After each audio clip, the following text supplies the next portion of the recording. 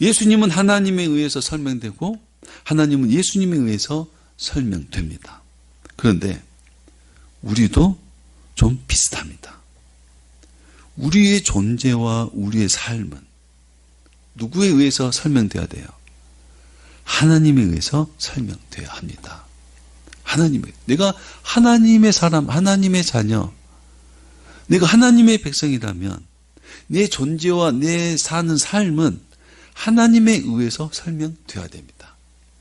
제가 백시니까 백시 집안은 이렇게 살아 라고 한다면 제 배경을 누구로요? 백시 조상으로 설명한 사람이겠죠. 저는 백시에 속한 사람으로 말하겠죠. 그래서 내가 하나님께 속한 사람이라면 내 배경을 누굴요? 하나님을 말해야 하는 겁니다. 하나님에 의해서 우리가 설명되고 또 증거되고 보여져야 합니다. 또 역으로 나의 하나님은 나의 삶으로 설명돼야 됩니다. 나의 하나님은 내가 언변이 좋아서 말을 잘해서 암송하게 만나서 공부를 잘해서 가르치는 걸 잘해서 하나님을 설명하는 것이 아니라 나의 삶으로 하나님을 설명해야 하는 겁니다. 그러니까 여러분의 삶은 누구를 말하는 거예요?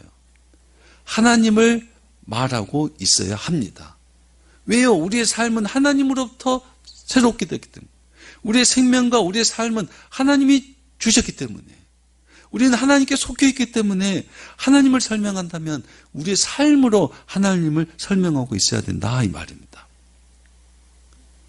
그렇게 하고 있어야 돼요. 사람들이 여러분을 보고 야, 하나님이 계신가 보다, 야, 하나님의 사람인가 보다, 여러분을 보고 하나님이 누군지는 모르지만 들어보진 못했지만 저 사람이 믿는 하나님은 참 좋으신 하나님이구나, 용서가 많구나, 사랑이 많구나 한 것을 느끼고 배울 수 있어야 된다 이 말입니다. 그게 우리의 삶으로 하나님을 설명하는 겁니다. 우리 삶으로 하나님을 설명하기 위해서는 할 수 있는 것은 하나님과 우리와 바른 관계에서 설명할 수 있는 겁니다. 하나님과 우리는 왕과 백성이죠. 아버지와 아들, 주인과 종, 목자와 양의 관계로 설명합니다. 그러므로 우리가 하나님을 설명하기 위해서는, 우리가 하나님을 설명하는 삶은 우리가 하나님의 백성으로 살아야 하는 겁니다. 하나님의 백성으로 살 때 하나님을 설명할 수 있습니다. 하나님의 자녀답게 살아야 됩니다. 하나님의 자녀답게 살 때 우리의 삶이 하나님을 설명합니다. 우리는 주의 종으로서 충성해야 됩니다. 주의 종으로 살 때 주님을 말할 수 있는 겁니다. 목자의 어린 양으로 순종하는 삶을 살 때 목자 대신 하나님을 말할 수 있는 겁니다. 우리의 삶으로 하나님을 말하며 사는 것이 하나님께 영광을 돌리는 삶입니다. 그러니까 우리의 삶이 하나님을 드러내고 하나님을 나타내는 삶이라면 그것이 복음을 전하고 하나님 나라를 세우고 그것이 하나님께 영광 돌리는 삶입니다. 그렇게 사는 저와 여러분이 되시길 예수 이름으로 축원합니다. 하나님께서 예수님을 영화롭게 하신 것처럼 하나님은 우리들도 영화롭게 하셨습니다. 죄인이었던 우리를 의인되게 하셨고 하나님과 원수되었던 우리를 하나님의 자녀가 되게 하셨습니다. 우리를 거룩하게 하셨고 천한 우리에게 거룩한 하나님의 영을 주셨습니다. 우리를 사랑하시되 하나님의 나라를 상속해 주셨습니다. 우리를 영화롭게 하셨다 하는 겁니다. 우리를 영화롭게 하셨습니다. 한 왕이 있는데 그 백성의 어떤 사람에게 가장 큰 영광을 준다면 어떤 영광을 주겠어요? 왕이 한 백성에게, 한 천민에게 영광을 준다면, 그를 영화롭게 한다면 어떻게 하는 것이 가장 영화롭게 하는 거냐 이 말이에요. 왕이 식탁에서 밥을 먹는 거, 왕이 이름을 새롭게 지어주는 거, 왕이 그 천민의 사는 마을에 뭘 건설해 주는 거, 어떤 것이 그 어떤 것보다도 가장 영화롭게 하는 것이 어떤 거겠어요? 그 천한 그 백성을 하나님의 양자로 삼고 하나님의 나라를, 그 왕의 나라를, 왕국을 상속한다면 그것보다 더 큰 영광스러운 일이 어디 있겠냐 이 말이에요. 근데 그 일을 누가 받았어요? 우리가 받았다 이 말이에요. 여러분들이 하나님의 왕국을, 하나님의 나라를 상속받는 영광을 입었다 이 말입니다. 하나님이 예수님을 영화롭게 한 것처럼 우리도 영화롭게 하셨다 이 말입니다. 그러므로 우리의 삶은 우리를 영화롭게 하신 하나님에 의해서 날마다 재설정되고 설명되어야 하는 겁니다. 우리는 하나님에 의해서 죄와 정욕으로 사는 삶을 거부하고 하나님이 거룩하게 하신 삶에 순종하며 살아야 됩니다. 당연히 그렇게 해야죠. 우리를 영화롭게 하신 그 하나님 앞에 하나님을 영화롭게 하고 영화로운 삶을 살아내야지요. 어떻게 보면 좀 거창한 말 같지만 어렵지 않습니다.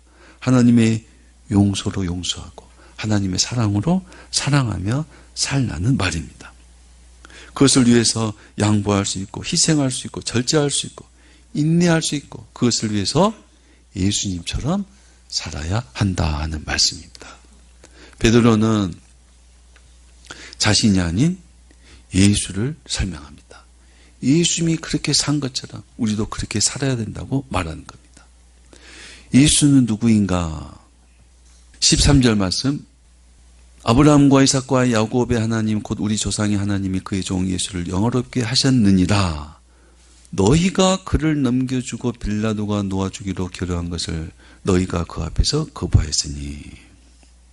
여러분, 예수님은 하나님이 영화롭게 한 분입니다. 그런데 너희는 그를 넘겨줬다. 그를 거부했다. 그를 죽였다라고 말하고 있습니다. 하나님은 예수님을 영화롭게 하셨지만 그 영화로움을 받은 예수님은 너희에게 죽임을 당했다. 예수는 이방인의 법정 빌라도에게 무죄 선고를 받았지만 하나님의 백성이라고 하는 너희는 그것을 거부하였고 너희가 예수를 죽였다. 이방인보다 택한 백성이라고 하는 너희가 예수를 죽였다. 예수님의 당함을 통해서 이스라엘 백성들의 죄를 보여주고 있습니다. 예수님은 죽임을 당한 분이다. 지금 예수에 대해서 설명하고 있어요.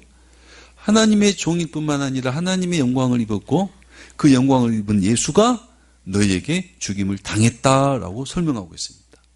너희 이스라엘 백성들이 죄를 지었다라는 것을 말하고 있습니다. 여러분, 세상이 악인을 편들고 의인을 미워하는 것은 그렇게 이상한 일이 아닙니다. 악인은 악인이기 때문에 자신의 악을 깨닫지 못합니다.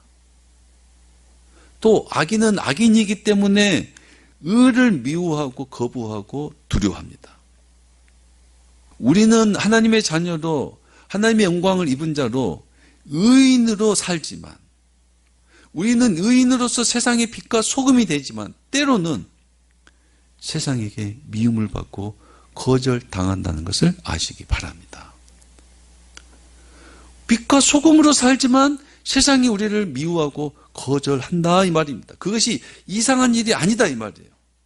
예수님도 그렇게 영광을 입은 예수가 너희에게 버림당하고 죽임을 당했다라고 말합니다. 그래서 중요합니다. 정말 중요한 것은 우리가 하나님의 자녀, 우리가 하나님의 백성으로 삶에 대해서 세상의 반응이 아니라 우리가 어느 때라도 예수님과 함께 의인으로 살아야 하는 겁니다. 우리가 의인으로 살지라도 버림을 당한다 이 말이에요. 이상한 일 아니다 이 말이에요. 세상의 반응에 대해서 어떻게 하는 것이 아니라 세상이 우리에 대해서 어떤 반응을 하더라도 우리는 주님과 함께 의인으로 살아내야 하는 겁니다. 예수님은 거룩하고 의로운 분으로서 버림을 당하셨다 했습니다. 14절 너희가 거룩하고 의로운 일을 거부하고 도리어 살인한 사람을 놓아주기를 구하여 예수님처럼 거룩하고 의로운 분이 없습니다. 예수님은 거룩하고 의로운 분, 죄가 없으신 분으로서 사람들에게 거부를 당하셨습니다. 이 세상 사람들은 살인한 사람을 놓아줄지라도 거룩한 의로우신 예수님을 놓아주지 않았습니다. 살인한 사람을 살려주는 사람들이 거룩하고 의로우신 예수님을 죽인 것입니다.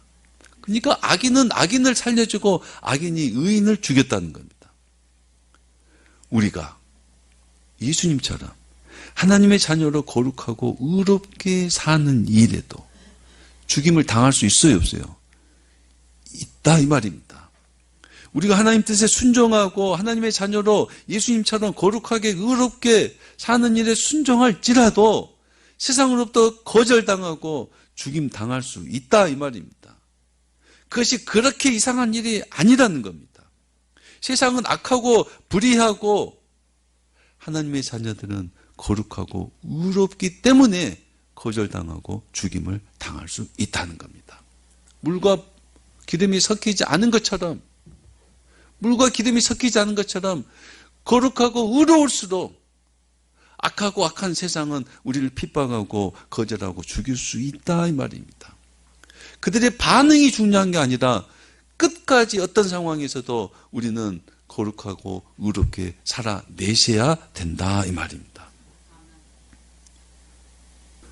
그러므로 우리가 교회가 죄 없이 고난을 당하고 억울하게 산다 할지라도 괴로울지라도 그것을 이상히는 여기지 말아야 됩니다.